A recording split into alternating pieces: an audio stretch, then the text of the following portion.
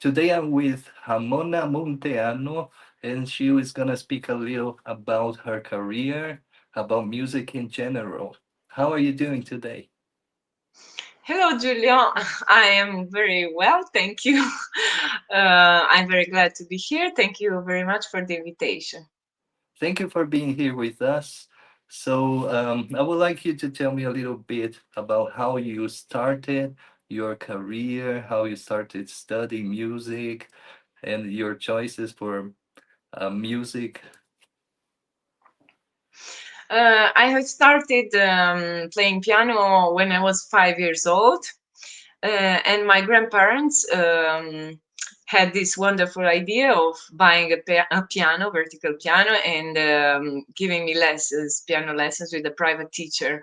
Of course, I was too small to to choose by my own, so it was destiny, let's say, because it fit me perfectly. I was a kind of shy little girl, very introverted. So for me, it was very natural to sit and play and to find this world of music because I had this inner world that was already looking for something deep, something beautiful. So let's say that this was my first contact with the piano when I was 5 years old, and then I kept studying. Then I went to music school in Romania because I'm born in Romania, and I have studied music for 12 years old in this music high school. It's almost professional since I was 7 years old, let's say.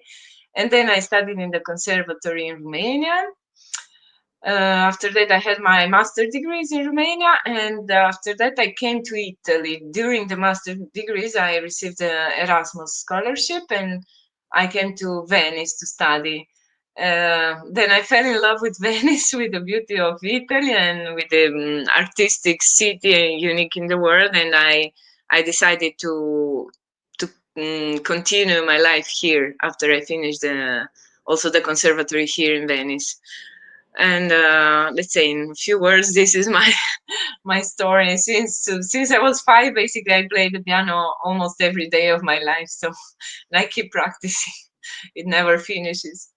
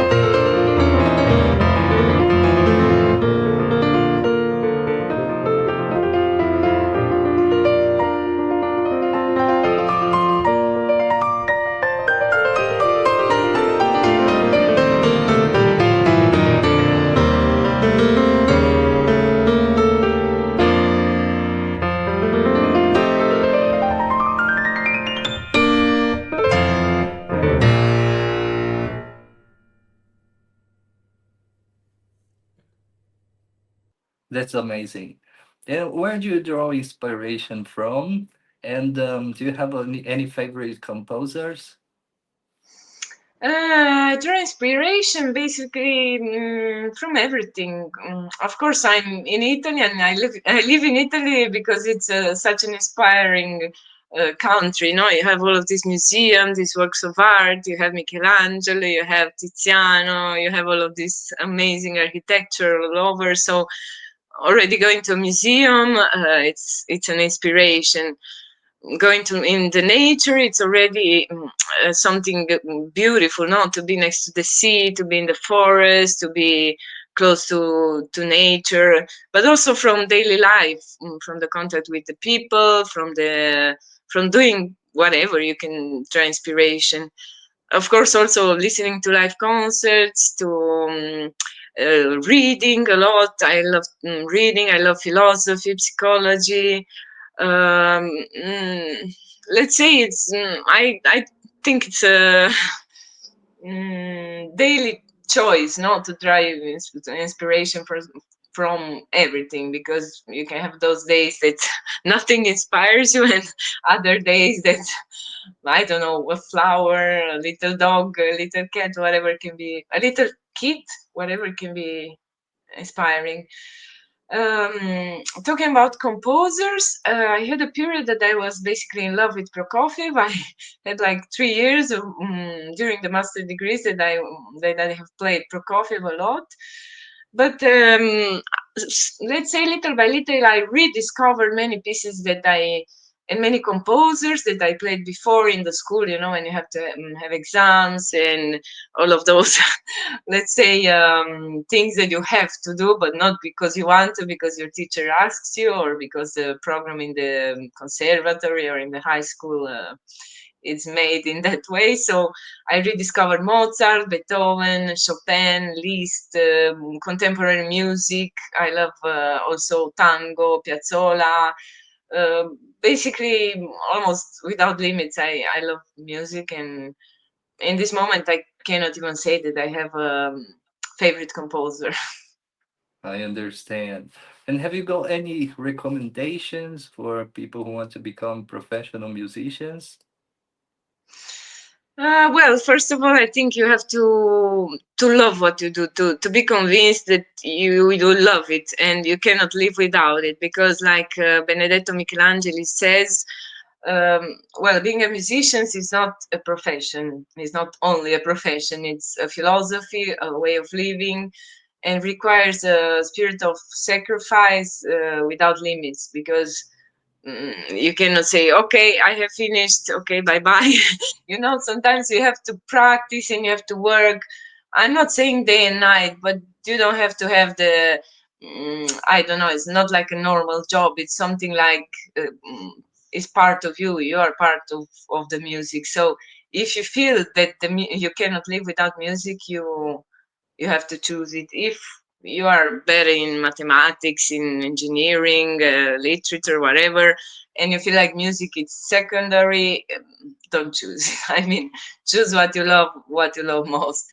Of course, you have to be good at it, and you have to have talent, but you also have to sacrifice a lot. And sometimes it's not worth it if you think about the money or the being, financially very rich, because the work is limitless. Let's say it's not finished; it's never finished. So the only thing that gives you back the energy that you put into your practicing, into your teaching and studying, reading, everything, it's what gives you back. It's your passion for this. So so whoever wants to become a musician has to first completely love it and be able to be willing to sacrifice and to invest a lot, and then the music will pay you back. But don't expect this thing immediately. I mean, sometimes it's slow, sometimes it's fast, and always ups and downs. So don't expect a very easy easy path, easy life. Yeah. You mentioned that it's not an easy life. You have to choose what you love. And what are the main challenges that you have faced during your career? Well, I think while you are a student, everything is very somehow easy because you study, you practice, you have your teacher, you have your grades, you have your scholarships, your concerts, everything. And let's say when you finish studying, either you immediately know what path to choose, either you have to try many things. So it's not something very easy. At least for me, it was not very easy because I was in a foreign country. I didn't have my family or my teachers that helped me a lot. So I had to try this and to try that. And sometimes, let's say maybe the easiest way is finding a school and teaching. It's not easy also, but also this is not easy because teaching well, you have to have a lot of experience and you have to have a lot of I think when you perform and teach, it's better because you understand many things about yourself, and then you understand many things about your students, and you upgrade, no, a little by little. Uh, about performing, it's even more difficult because then, of course, either you have your parents or your teacher that can help you, either you have to do everything by yourself. I mean, in these times, it's not even so recommended to find a manager, and it's more like you have to be your own manager now. The self management is very fashionable, let's say. So you have to find your personality, you have to find your spark, to find your originality in what you show to the people. I mean, when you have a project, when you go on stage, you have to be unique somehow because yeah, there are so many good musicians, so many high level professionals, pianists or other instruments, but you are you, so you have to find your voice in all of this because it's not something about comparing with other people. It's about finding your own voice and go for it. And of course, you will have again your ups and downs. And when you're down, you say, "Okay, I'm down now, but I have to go back. I have to go up." And you have to be flexible, resilient. And if something is not working, you have to try something else. And you will have many closed doors in your face, unfortunately. And you have to know this. So you become stronger and stronger, but I go back to the question before. You have to be very courageous, and you have to also know that you have to have the spirit of sacrifice. And sometimes you have to take it in a philosophical way. I don't know. For me, it's very helpful to think about meditation, about all of this philosophical way of thinking. Okay, this thing didn't work because it was not for me, but it's not because I'm not good enough or something. I'm saying it like a general thing, no? Or okay, this thing now maybe it's not the best, but maybe it prepares me for something else. Or I don't know, whatever situation can teach you something, can give you a lesson, but you have to be also very humble to admit that I mean, everybody has their own problems, their own difficulties, and sometimes you have to be strong enough to admit, okay, I'm in a difficult situation and maybe I need help. I don't know, whatever kind of help, like for physical injuries or psychological help or technical help or inspiration. I don't know. There are some periods that you need someone or something to inspire you, and you have to be able to find the right people that then can guide you in the right moment. So yeah, you have to to go with the flow, to know how to swim and to know when to say, okay, stop, now I need a break, I cannot become burnout or something. And okay, now it's time to rest, now it's time to go back on the track. I mean, to listen to yourself a little bit and to listen to what is inside you, what you really want, what compromises you are willing to do. And yeah, it is not easy. It goes together with a kind of consciousness and with a kind of connection that you have to always have with your own no inner world, let's say. I see.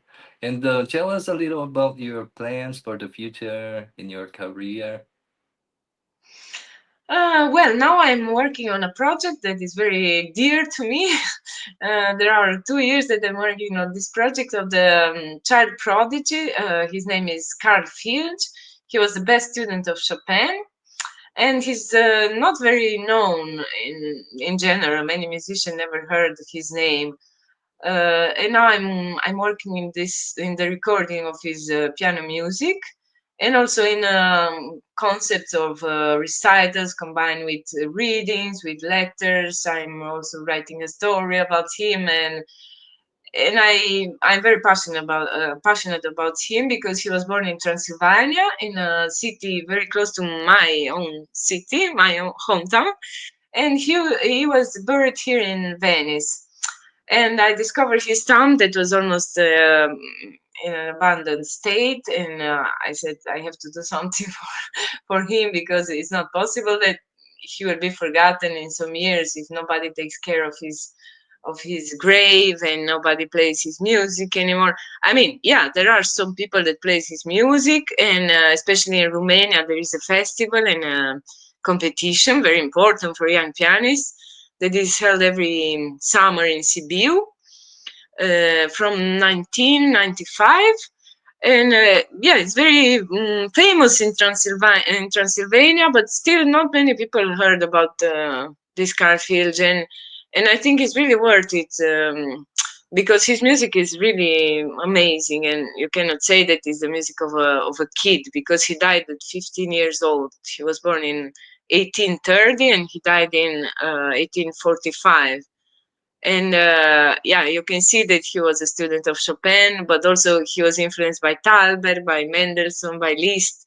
He also studied with Liszt a little bit, and yeah, in this moment I'm very passionate about this. But I also have some other projects with the saxophone player, with tangos of Piazzolla, with singers, with German leaders.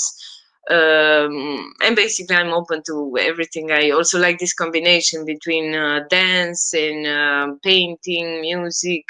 Well, I have many ideas, and I hope to be able to have more concerts and to more collaboration because I really love what I do, and I'm very passionate about it. Sounds amazing. And do you have a website, an Instagram? Yeah. I have all of the social media, and the website is www.ramonamunteanupiano dot it, and same Facebook page Ramona Munteanu Pianist, YouTube Ramona Munteanu Piano, Instagram same Ramona Munteanu Piano, and well, I don't think there are many pianists that have my name, so I think it's very easy to find me. And yeah, I'm quite active on the social media, not too much, but still I'm constant. Yeah. That's great. And thank you very much for sharing with us, sharing these projects that you have, which are very important because you're talking about a composer that most people don't know, right? It's not Yes. as popular as Chopin. And Yeah. it's important to keep memory, and you're doing a very good job. Congratulations for it. Thank you very much. Thank you again, and hope to see you again for a new interview soon. Thank you very much. It was a pleasure for me. Thank you. Thank you. And good luck for everything.